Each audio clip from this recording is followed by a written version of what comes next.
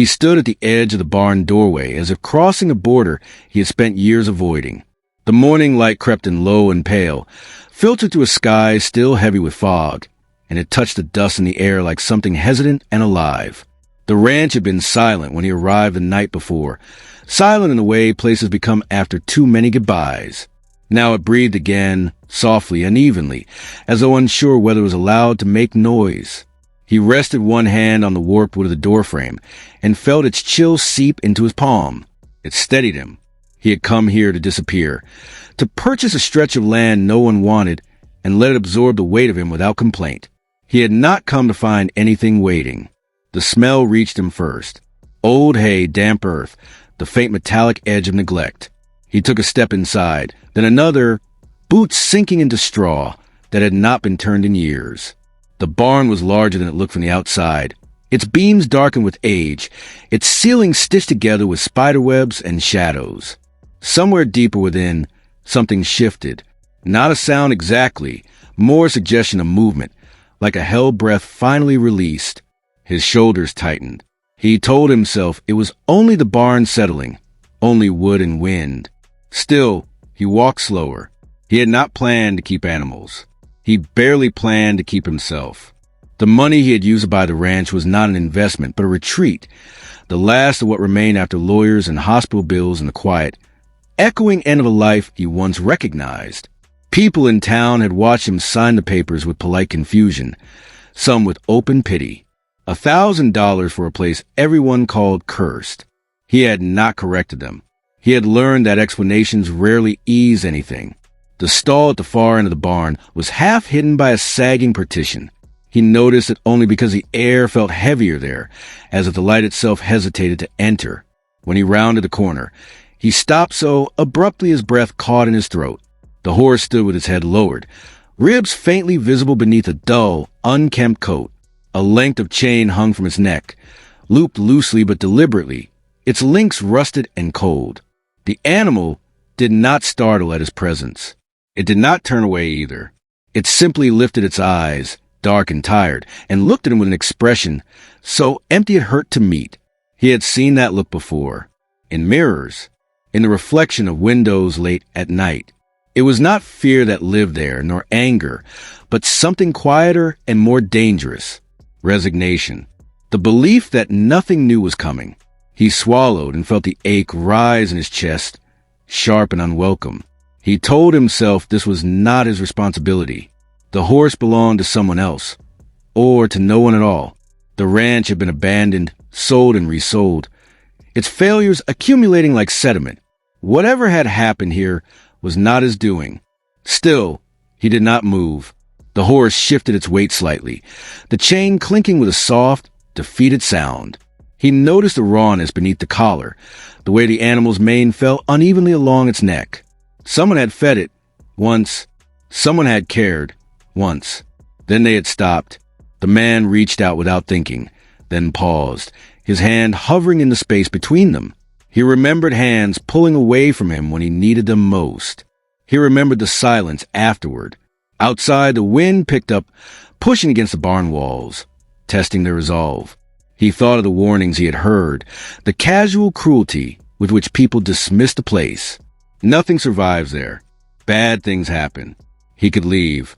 He could shut the door, drive back to town, list the property again, and accept the small loss as a lesson. No one would blame him. No one expected anything of him anymore. The horse lowered its head again, as if the moment had passed.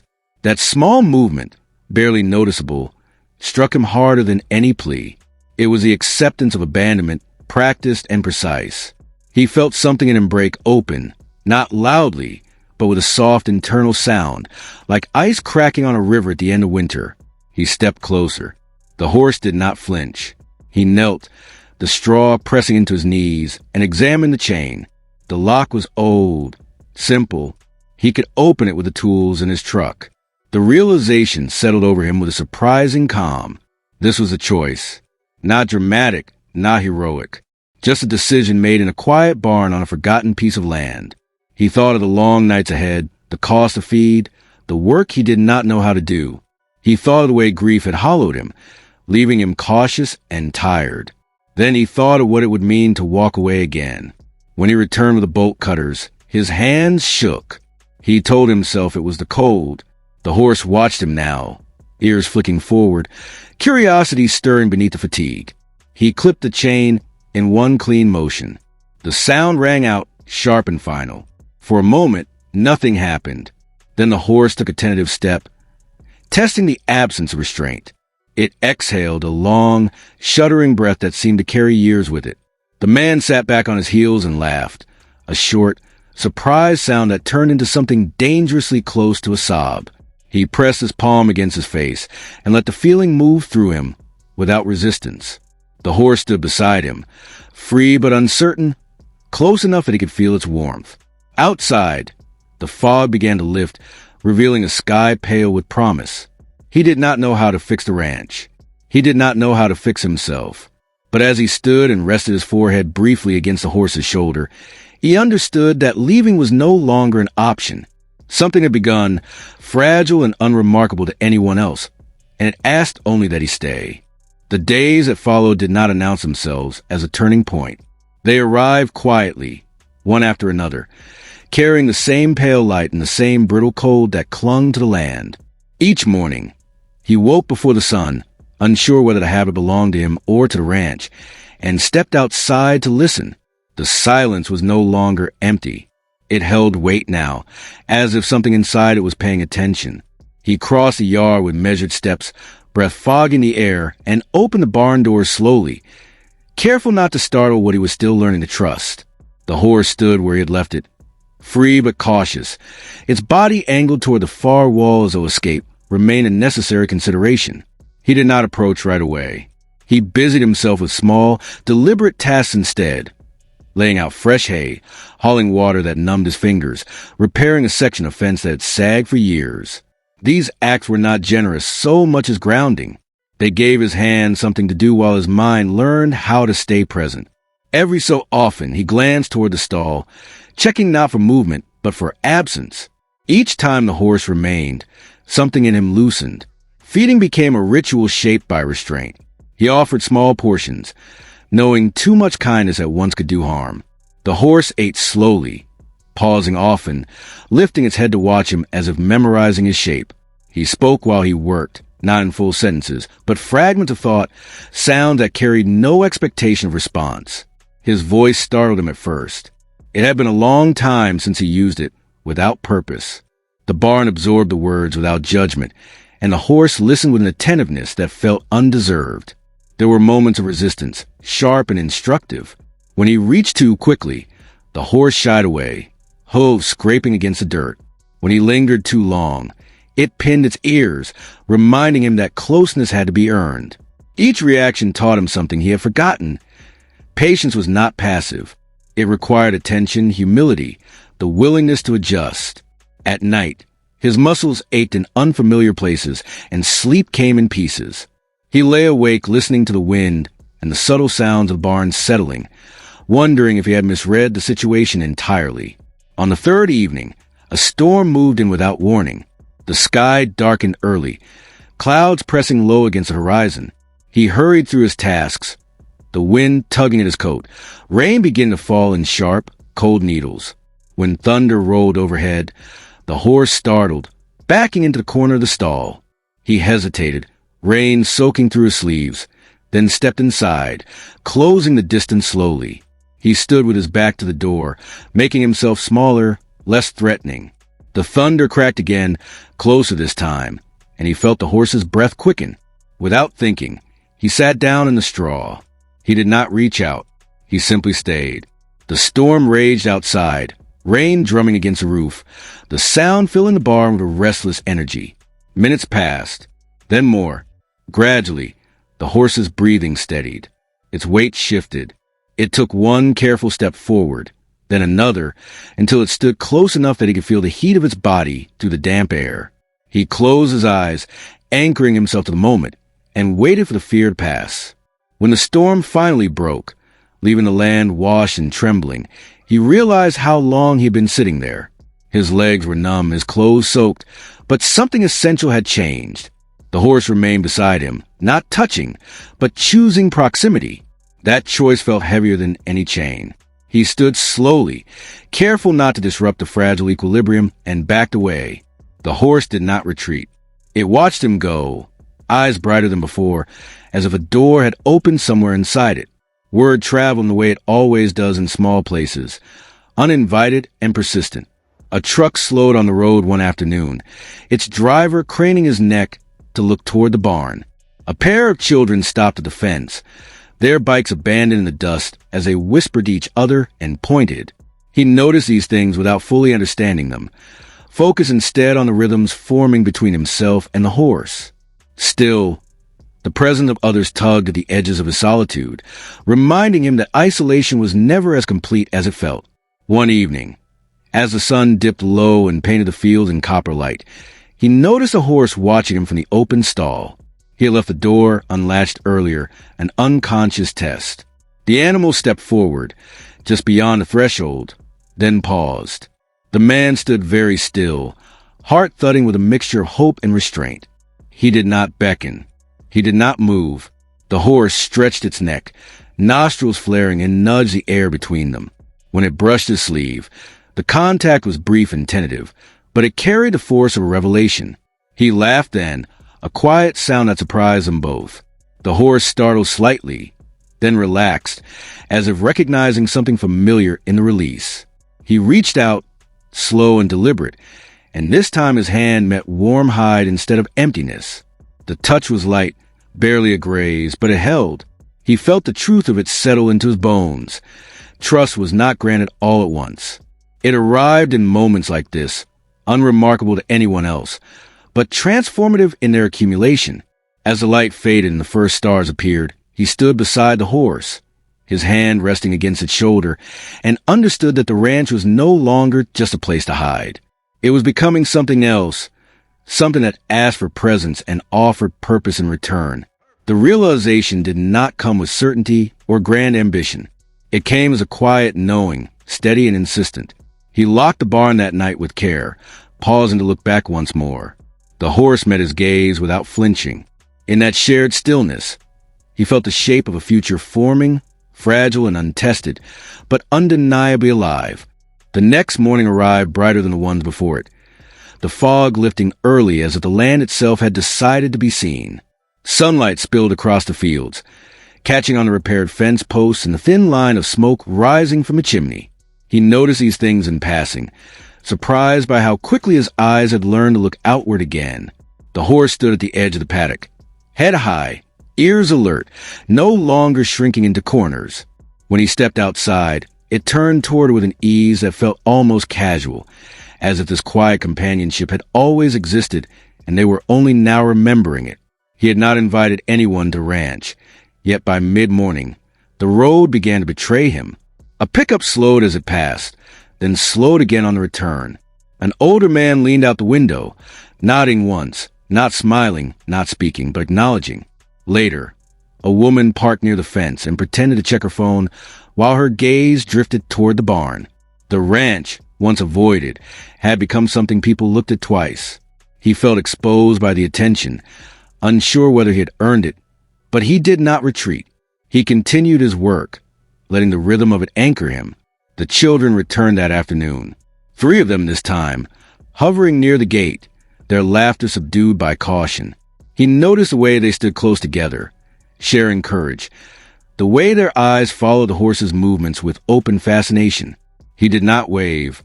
He did not call out. He simply opened the gate and stepped aside. The smallest of them hesitated, then pushed her bike forward, tires crunching softly on the gravel. The horse lifted its head, assessing, then resumed grazing. That small dismissal of fear was enough. The children moved closer, drawn in by the simple miracle of being allowed. They stayed longer than he expected, sitting cross-legged in the grass, asking questions he answered without embellishment. The horse accepted an apple from a careful hand, its lips brushing skin, and the children gasped as if witnessing a secret. He watched from a distance, something unfamiliar stirring in his chest. He had not planned to be responsible for anyone's wonder, yet here it was, unfolding naturally, asking nothing more than space. As days passed, others followed. A teenage boy with eyes too sharp for his age lingered near the barn one evening, pretending to check his phone while the horse moved within sight. He did not speak, but his presence was heavy with unsaid things. The man let him be. The next day, the boy returned with a brush he claimed he found in his truck. He brushed the horse with awkward strokes, jaw clenched, shoulders tight. The horse tolerated him, then leaned subtly into touch. The boy's posture softened, just enough to notice. He did not smile, but he stayed until the light failed. An older veteran came next, his movements careful, his gaze distant. He stood near the fence, hat in hand, watching the horse circle the paddock. The man approached him slowly, offering no questions. They stood side by side, saying nothing, listening to the sound of hooves against earth. The veteran's breathing steadied. He closed his eyes briefly, then nodded once, as if in thanks. When he left, his steps were lighter than when he arrived. None of this felt planned. There were no announcements, no promises of healing. People came because something in them recognized a stillness here, the absence of judgment. The horse became a quiet center, its presence a mirror that reflected whatever stood before it. The man watched it all with a mixture of awe and caution, aware that something larger than him was unfolding. He worried, sometimes, that it would vanish if he named it. One evening, after the visitors had gone, he sat on the fence and looked out over the land. The sky burned with color, the sun sinking low, and the horse stood nearby, close enough to touch. He realized then that the ranch was no longer a refuge meant to hide him from the world. It was a place where people arrived carrying their fractures and left a little less burdened. The thought unsettled him. He had come here to escape responsibility, not to inherit it. The horse stepped closer, its shoulder brushing his knee, grounding him in the present. He rested his hand against its neck, feeling the steady pulse beneath the skin. The gesture was simple, but it carried weight. He understood, with a clarity that surprised him, that this was no longer just about survival. The ranch was becoming a meeting place for quiet transformations, and he was standing at the center of it, whether he felt ready or not. As darkness settled and the first stars emerged, he remained there, listening to the sounds of the land settling into night. He did not feel cured. He did not feel whole, but he felt necessary in a way he had not felt in years. The realization did not frighten him as he expected. Instead, it brought a sense of alignment, as if the broken parts of him had found a reason to stay intact. When he finally stood and led the horse back toward the barn, he did so with a new awareness. This place, once shunned and silent, was awake now, and it was asking him, gently but firmly, to grow with it. Winter did not arrive all at once. It crept into the edges of the days, stealing color from the fields and shortening the light by minutes that felt personal. Frost traced the fence lines in the mornings, delicate and temporary, and the horse's breath rose in soft white clouds when it moved. He noticed these changes with an attention that surprised him. Once, he had drifted through seasons without marking them. Now each shift felt like a conversation, the land telling him what it needed next. The horse had begun to follow him, not closely, not insistently, but with a quiet interest that felt earned. When he carried feed, it walked parallel to him along the fence. When he repaired a gate, it stood nearby, watching the motion of his hands. There was still distance between them, a respectful margin neither rushed to erase.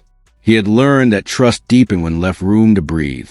Some mornings, that space felt like a promise rather than a gap. The visitors came more regularly now, though still without schedule or ceremony. A mother arrived one afternoon with her young son, the boy's shoulders drawn inward, as if bracing against something unseen. He did not run ahead like other children had. He stayed close to his mother's side, fingers curled into her coat. The man opened the gate and stepped back, letting him decide how far to enter. The horse stood in the paddock, still and patient, its presence unassuming. They did not touch it that day. They stood together in the cold, watching. The boy's eyes followed every movement, his breathing slow and measured. After a while, he sat down in the grass, legs folded beneath him, gaze never leaving the horse. When they left, the mother's eyes were wet, her expression softer than when she arrived. She did not explain. She did not need to. The man understood that something unseen had shifted, and that was enough. There were setbacks, too. One morning, he found the horse restless, pacing the fence line, its calm fractured by something he could not immediately name. A distant gunshot echoed from a neighboring property, sharp and sudden. The horse reared back, panic flashing through its body. The man froze, then grounded himself, breathing slowly, deliberately. He spoke softly, not to command, but to reassure. It took time, patience stretched thin by fear, but eventually the horse settled. The lesson stayed with him long after the moment passed. Healing was not a straight line. It bent, it faltered, it asked for recommitment. That night, exhaustion pulled him down early, but sleep resisted him. He lay awake listening to the wind worry the eaves, his thoughts drifting toward the responsibility he was slowly accepting. This place was no longer just his. People were leaning into it quietly, with expectations they did not voice but carried all the same. The weight of that realization pressed against him, heavy and unfamiliar. He wondered if he was strong enough to hold it.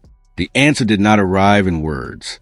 It came the next morning, in the form of the horse standing at the gate when he stepped outside, not waiting to be fed, waiting for him. The animal turned its head as he approached, ears forward, eyes steady. He stopped a few feet away, heart thudding with a mixture of gratitude and disbelief. He reached out, slower than ever, giving the moment all the time it deserved. The horse closed the distance itself, pressing its forehead briefly against his chest. The contact was fleeting, but it carried a force that left him breathless. He stood there long after the horse stepped away, hand hovering in the cold air, feeling something fundamental rearrange inside him.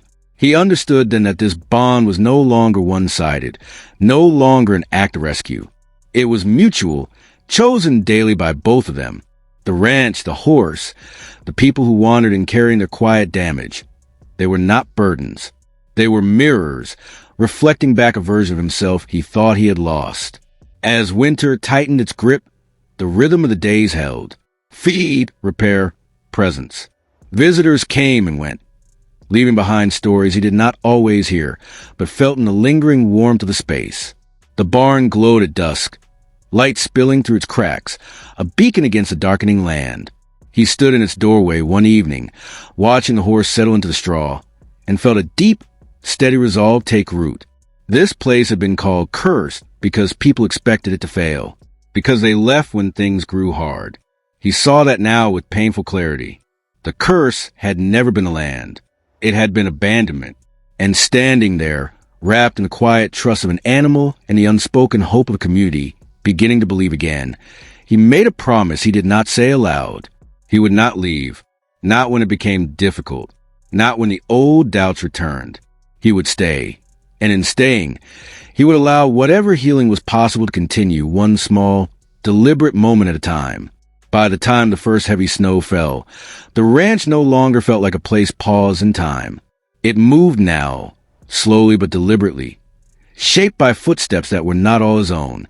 Tire tracks marked the road more frequently, footprints layered over one another near the barn, proof of brief visits and longer stays. He noticed how the land seemed to accept this traffic without resistance, as if it had been waiting to be used again, to matter. The horse had grown stronger, its coat thickening against the cold, its movements confident and unhurried. It greeted familiar faces with a calm that bordered on intuition, sensing who needed stillness and who needed distance. Children brushed its mane with reverence. Adults stood near it without knowing why, hands buried in pockets, shoulders loosening despite themselves. The man watched these interactions from the edges, careful not to interfere. He had learned that healing required space more than instruction. One afternoon, a woman arrived with a teenage girl, who refused to step out of the truck at first. The girl's hood was pulled low, her posture defensive, her silence rigid. The woman spoke quietly, her voice carrying the exhaustion of too many unanswered attempts. He opened the gate and waited. The horse stood in the paddock, unmoving, a steady presence against the stark white ground. After several minutes, the girl climbed out, her movements sharp, angry. She did not look at anyone. She walked straight toward the fence and stopped, staring at the horse with an intensity that bordered on challenge. The horse met her gaze without flinching. It did not approach. It did not retreat. It simply stood, breathing slow and even. The girl's shoulders trembled. She pressed her gloved hands against the fence and leaned forward, forehead resting on the cold wood. No one moved. The wind carried the faint sound of her breath breaking, then something softer, something closer to relief. When she finally straightened, her eyes were red, but her posture had shifted. She did not speak, but when she left, she glanced back once, a small, almost imperceptible acknowledgement of something she intended to return to. Moments like that accumulated, layering meaning over the days. He found himself keeping mental notes, not of names or stories, but of changes. A veteran who slept through the night for the first time in years. A boy who stopped flinching at sudden sounds. A woman who lingered longer each visit, as if reluctant to leave the calm behind.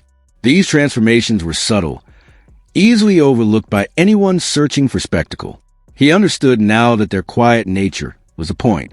There were evenings when the weight of it pressed against him, when he questioned whether he was equipped to hold space for so much unspoken pain.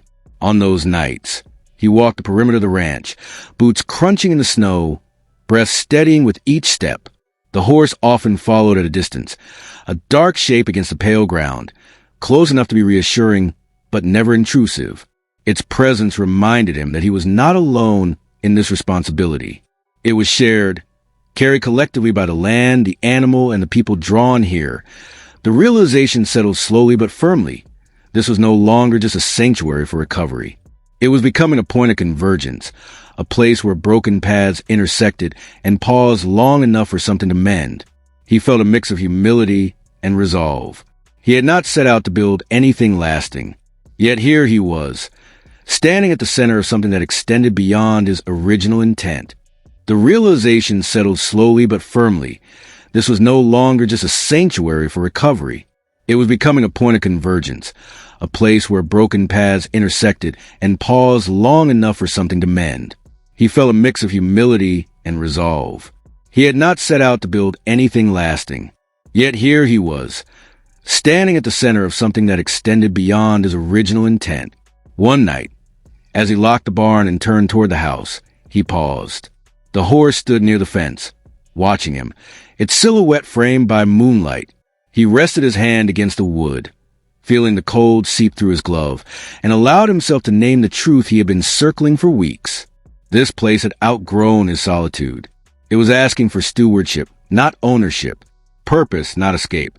He nodded once, a small gesture, but one that carried commitment. The wind moved through the trees, the sound less like a warning now and more like encouragement. As he walked back toward the house, he felt the shift inside him complete itself. The ranch was no longer defined by what it had lost. It was defined by what it was quietly, persistently giving back. The idea did not arrive fully formed. It emerged the way most honest things do, through repetition, through the quiet insistence of need. He found himself waking earlier, not from restlessness but from anticipation, his mind already turning toward what the day might require. There were more visitors now, still unannounced, still tentative, but coming with a frequency that suggested trust. They did not ask what this place was called or what it promised. They came because something here made breathing easier. He began by making room. An unused shed was cleared, its floor swept, its walls patched just enough to hold warmth. Old benches were dragged inside, their surfaces sanded smooth by hand. He worked slowly, deliberately, aware that the carry gave the space mattered as much as the space itself. The horse watched from nearby, occasionally stepping closer, as if inspecting the progress. Its presence grounded him, a reminder that this had never been about building something impressive. It was about building something safe. Word spread beyond the edges of the town. A counselor from a neighboring county arrived one morning, curious but cautious. She stood with him near the paddock, observing the horse as it moved among a small group of children, its calm unbroken. She spoke quietly about trauma, about nervous systems and trust, about how healing often began without words. He listened, surprised by how much he already understood without knowing the language for it. They agreed on nothing formal. They did not need to. The alignment was enough. The first real test came with a boy named Eli. He arrived late one afternoon with his grandmother, his small body tense, his eyes fixed on the ground. He had not spoken in over a year. She explained, her voice steady but tired. He had stopped after an accident that took his parents, retreating inward until language no longer felt safe. The man nodded, offering no reassurances he could not guarantee. He opened the gate and let them enter at their own pace. Eli stood still at first, hands clenched at his sides. The horse approached slowly, stopping several feet away, lowering his head in a gesture that felt instinctive, almost ceremonial. The boy did not look up. Minutes passed. The cold crept in. The grandmother shifted her weight, uncertain. The man resisted the urge to intervene. He had learned that patience was not absence.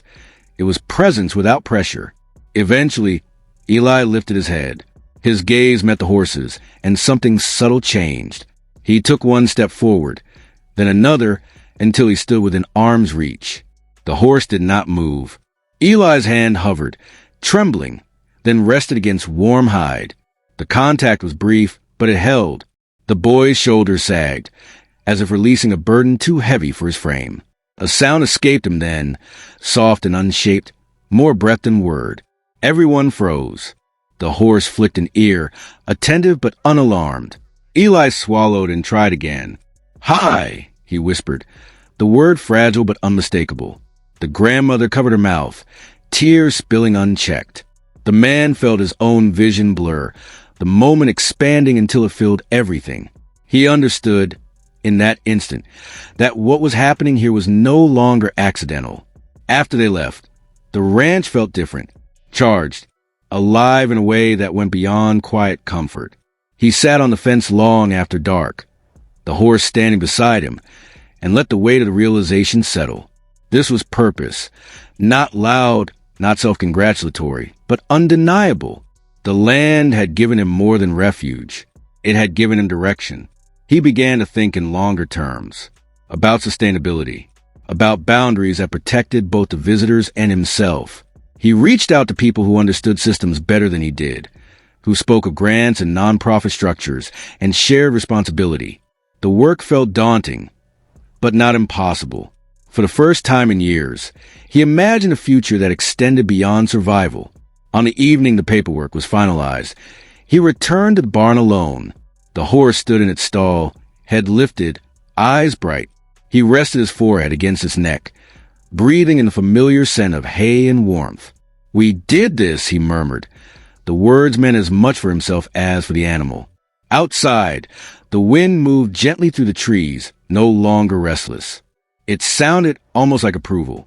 He stepped back and looked around, taking in the space that had once been empty and now held so much unspoken hope. The ranch was no longer cursed. It was consecrated, not by ceremony, but by care. And as he turned out the light and closed the door, he carried with him the quiet certainty that this was only the beginning. Time moved differently after that, no longer measured by what he was escaping, but by what was being built. Seasons turned with steadiness that felt earned. Spring softened the ground, coaxing green back into the fields, and summer stretched the days wide and generous. The ranch changed with them. Fences stood straighter. The barn wore fresh boards like quiet badges of survival. There were signs now, small, hand-painted, modest in their claims. But even without them, people seemed to know where they were going. The horse had become unmistakably whole. Its coat shone in the sun, muscles moving fluidly beneath skin that no longer bore the dullness of neglect. It carried itself with a calm authority, as if aware of the role it played without ever needing to perform it. Children approached without fear. Adults approached without explanation. The horse accepted them all with the same measured patience, offering presence instead of solutions. He watched these interactions with gratitude that never grew stale. There were systems in place now, though they remained intentionally simple. Scheduled days, clear boundaries, moments of rest built into the rhythm, so no one forgot that even healing required limits. Volunteers came and went, some staying long enough to leave fingerprints on the work, others passing through like blessings. He learned to ask for help, a skill that once felt dangerous and now felt necessary. The ranch was no longer his alone, and that was its strength. He still rose early, but the mornings carried a different weight. He walked the perimeter with a mug warming his hands, listening to the land wake up. Birds nested in the rafters. The wind moved through the grass without urgency. There were moments we caught himself smiling for no reason at all, the expression unfamiliar but welcome. He thought often about the man who first stepped onto this land, hollow and unsure, and felt a tenderness toward that version of himself. He had not been weak. He had been waiting. If this story touched your heart even a little, don't let the moment pass you by. Like this video, subscribe to the channel, and turn on notifications so you never miss a story that reminds you how healing begins. And now, click on the video on the screen to hear a story even more miraculous than this one. You'll cry and then feel whole again. Click it now. We'll be waiting.